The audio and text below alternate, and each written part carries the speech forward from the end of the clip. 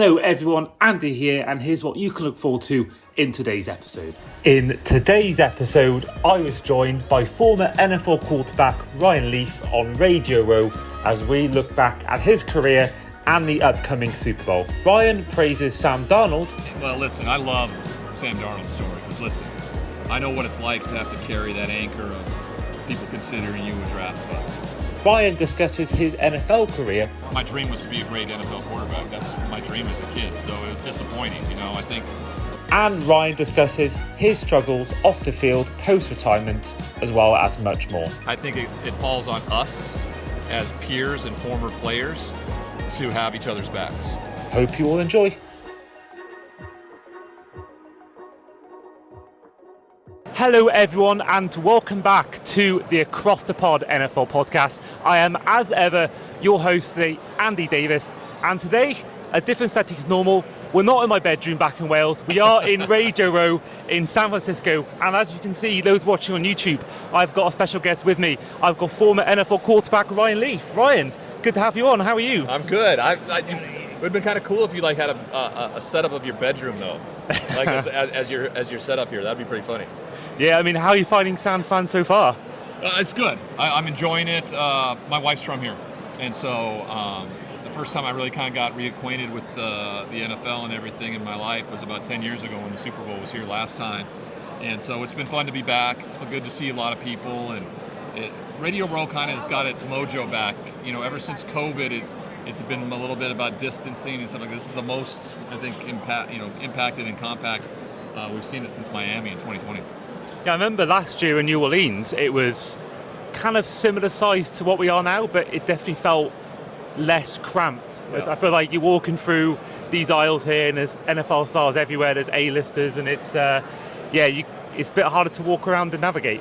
It is, it's hard, but you also run into a lot of people that you haven't seen in a long time, and that's been nice, former teammates, people you haven't seen in a year, especially with the broadcasting world we live in, so I know I've enjoyed it. And do you get much time to sightsee when you're here, or is it all strictly business, strictly work? No, I make a point to find some leisure time. I play golf on Monday and Tuesday, and I'm gonna play some golf tomorrow on my way out of town, and so I'm taking advantage of it the most I can. And what's your handicap? It's sitting around 4.5 right now, so it's doing all right. It was lower last summer. I haven't played as well. Living in the Northeast with all the snow and everything like that, you don't get to play as much as you'd like. Yeah, I mean, that's still pretty good though. How's the golf in Wales? Yeah, good. We have got the one issue of rain comes, wind comes, and there's a lot of times where either the course is closed or it's or the one where just too bad. Yeah, you just don't want to leave the house. Yeah. So it's sometimes can be a bit harder to do. But we are here, of course, for Super Bowl 60. Of course, two teams that were, certainly quarterbacks that were largely unfavoured start of the year. I mean, Sam Darnold was seen as, I think before the season started, maybe a one-season wonder with the Vikings. Drake May, rookie year, showed signs, but still not the polished product. What we've seen this year, we've seen both quarterbacks really excel their games and really prove doubters wrong. I mean, as a former quarterback yourself, how have you found their improvement and their rise to stardom this year? Well, listen, I love Sam Darnold's story because, listen, I know what it's like to have to carry that anchor of people considering you a draft bust. And he's had to do that from stop to stop. And even last year, he wins 14 games with the Vikings, and they still tell him it's not good enough. Luckily for him, Seattle, showed up and said, hey, we think it's good enough. We think you can make us better, and we support you. And that's been very evident all year long. And now he's in a championship game, and I love that story. And for Drake May, last year was difficult. You go through a season where you only win 4 games, your coach gets fired, you have to wonder what's next and what's going to come from it all. That's a big part of all this, and so it's really important that he came out and played well, and he did this year, and it's been good to see. So even though a lot of people probably didn't expect to see these two teams in the Super Bowl, I don't think it surprises a lot of people. And how important do you think the coaching has been for both Sam Darnold and Drake May? I mean, Mike Vrabel knows the Patriots inside out. Mike McDonald, someone who, defensive-minded, but I think sometimes that's got the best out of him. He hasn't had to be, most of the time, a 400-yard passer, having to throw 4 touchdowns. It's a very, very astute system, very coached very well. And so these two coaches, I think, have really helped these two quarterbacks excel.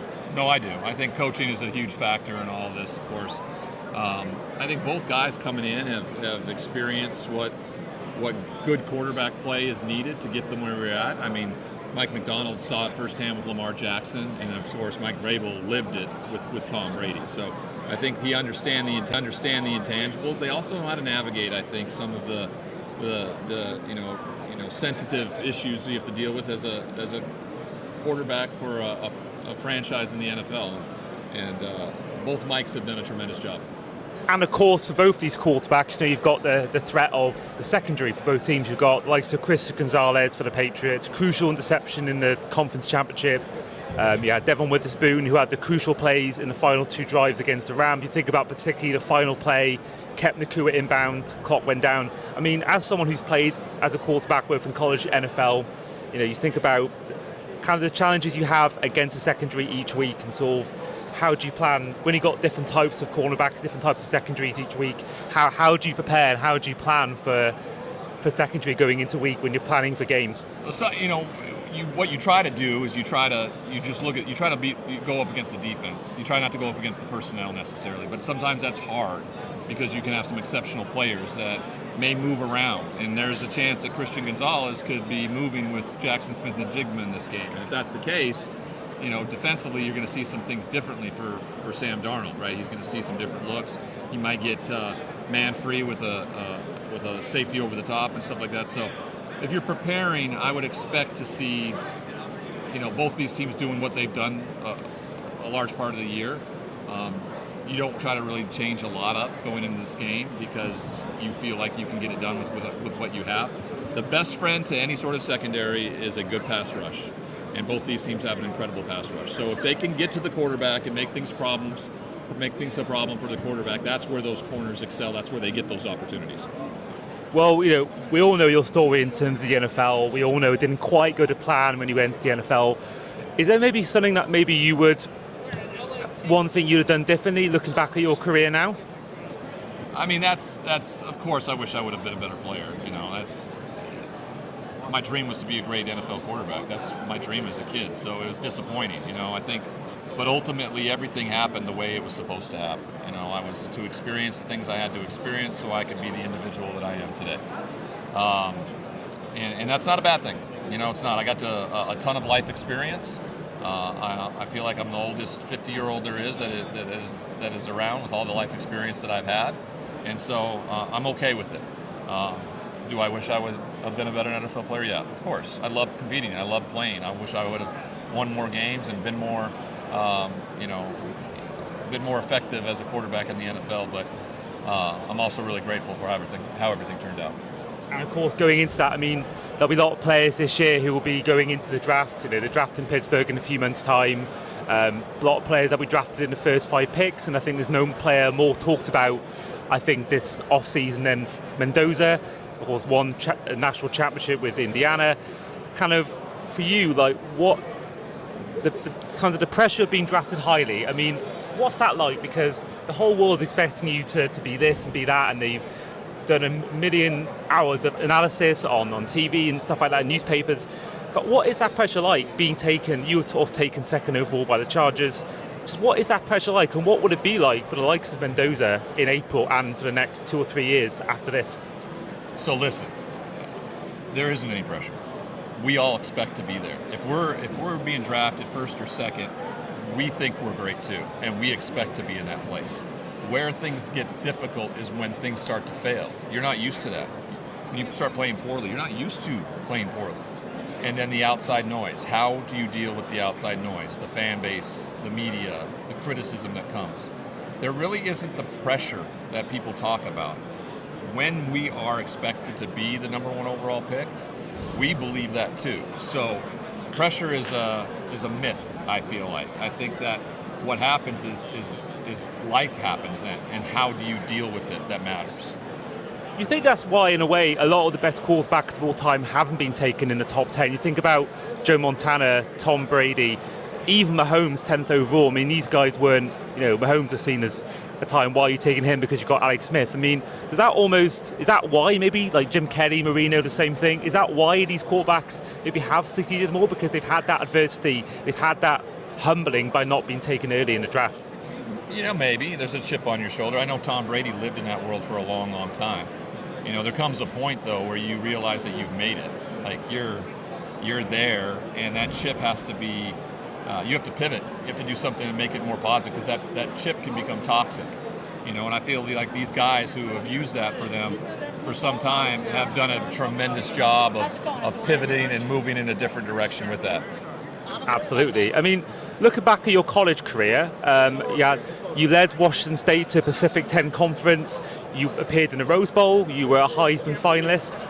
What for you was maybe your one standout favorite memory or highlight from your time at college? My teammates. That's all that will ever really be about. It's those guys that I got to share those 4 years with. And then that Apple Cup, the game that got us to the Rose Bowl. We had to go to our arch rivals stadium on their turf and play them. And if we were to win, we would go to the Rose Bowl for the first time in 67 years. And that's exactly what we did. And so that's the most special moment. And then the 4 years with the guys that made it possible is what I always remember about Washington State. You think about playing at Rose Bowl and the history behind there and what's been and gone in that stadium over the years. Is that maybe the most iconic stadium you've played at in your career, both in college and the NFL? I mean, it's special. Just the timing of the day too. It kicks at 2:00 Pacific. Second half is in the shadows, and kind of the sun starting to set behind the mountains, and the San Gabriel's on full effect. So, no, it was a special venue. It continues to be a special venue. I try to implore college football to make it the national championship game every year. I think that's just the best venue that there is in football. It's iconic. It's a great look from the fans. It's a great look for TV, and it makes for unbelievable memories. I think that's actually really good. I think you think about that at the Coliseum.